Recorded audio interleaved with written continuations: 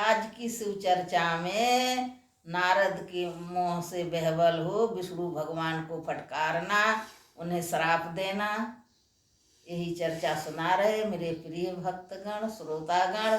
आप लोगों को प्रसन्न आए तो मेरे सासू बहू चैनल को लाइक कीजिए, सब्सक्राइब कीजिए। ओम नमः शिवाय, ओम नमः शिवाय, ओम नमः शिवाय, ओम नमः शिवाय। बोले शंकर भगवान की जय, भक्तगणों की जय। आज की चर्चा जो है वो ज्ञानवर्धक है। आदमी को जब क्रोध आता है तो मूर्खतापूर्ण काम करता है, और जब क्रोध शांत हो जाता है तो उसे अपने गलती का एहसास भी हो जाता है। इसी प्रकार जब मुनि को क्रोध आया, नारद मुनि को कल की ही चर्चा आगे बढ़ाते हुए निवेदन करना है कि जब उन्होंने अपना बंदर का मुंह देखा तो उन्हें भगवान विष्णु पर बहुत क्रोध आया, और रुद्र के जो 2 गण थे उन पर भी क्रोध आया। तो रुद्र गणों को तो उन्होंने श्राप दे दिया, जाहु निशाचर हो तुम कपटी पापी दो। ऐसा उन्होंने श्राप दे दिया कि ब्राह्मण के कुल में पैदा होना, लेकिन होना तुम निशाचर, राक्षसों के पैदा होना, ऐसा श्राप दे दिया था। लेकिन माया मोहित नारद मुनि उन दोनों शिव गणों को श्राप देकर भी भगवान शिव की इच्छा बस मोह निद्रा से जाग न सके। वे भगवान विष्णु के लिए किए हुए कपट को याद करके मन में बहुत ज्यादा क्रोध लिए विष्णु लोक जा पहुंचे। जैसे समिधा पाकर आग प्रज्वलित हो जाती है, उसी प्रकार वे क्रोध में जलते हुए बोले। चूंकि नारद का ज्ञान ही नष्ट हो गया तो इसलिए वे दुर्वचन सुनाने, व्यंग सुनाने भगवान के लोक पहुंच गए। पहुंचते ही नारद शुरू हो गए, विष्णु तुम बड़े दुष्ट हो, कपटी हो, समस्त विश्व को मोह में डाल रखते हो, दूसरों का उत्साह या उत्कर्ष तुमसे देखा नहीं जाता, सहा नहीं जाता, तुम मायावी हो, तुम्हारा अंतःकरण मलिन है।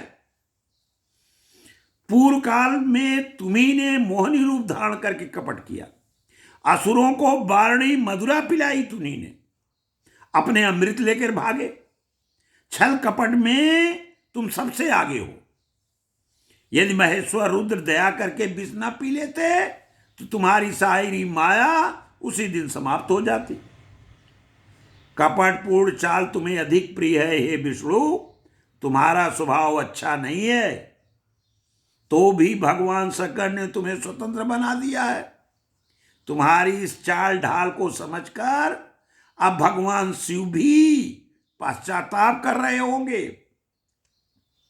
अपनी वाणी रूप वेद की प्रमाणिकता स्थापित करने वाले महादेव जी ने ब्राह्मण को सर्वोपरि बताया है। इस बात को जानकर आज मैं बलपूर्वक तुम्हें ऐसी सीख दूंगा विष्णु, जिसे तुम फिर कभी कहीं भी ऐसा कर्म न कर सकोगे। अब तक तुम्हें किसी शक्तिशाली या तेजस्वी मुनि से पाला नहीं पड़ा था, इसलिए आज तक तुम निडर बने हुए हो।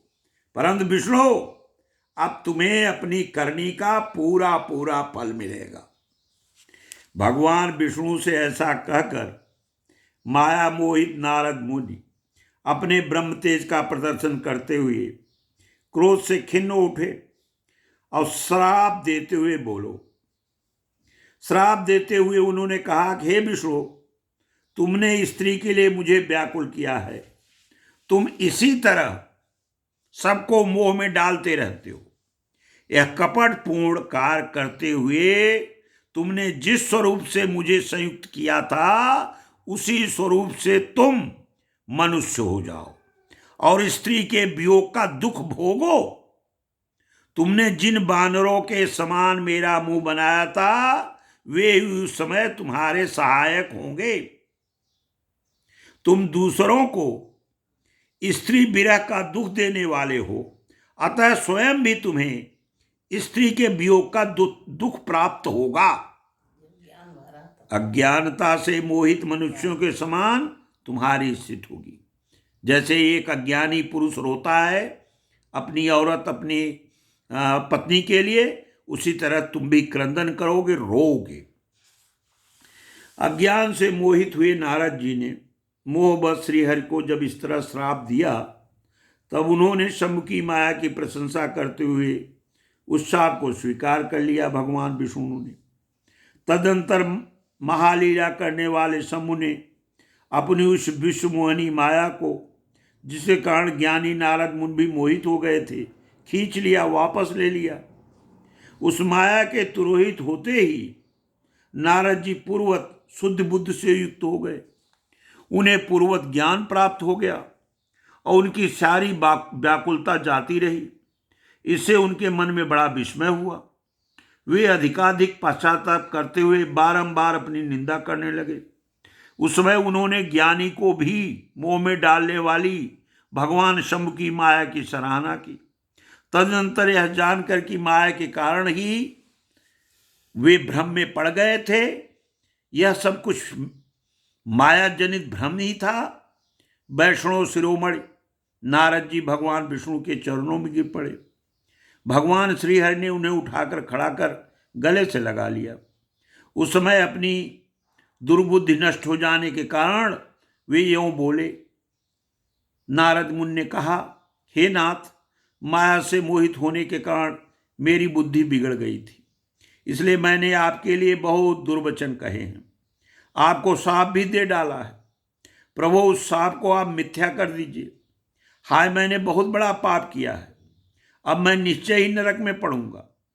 मैं आपका दास हूं भगवान, बताइए मैं क्या उपाय, कौन सा प्रायश्चित करूं जिससे मेरा पाप समूह नष्ट हो जाए, मुझे नरक में न गिरना पड़े।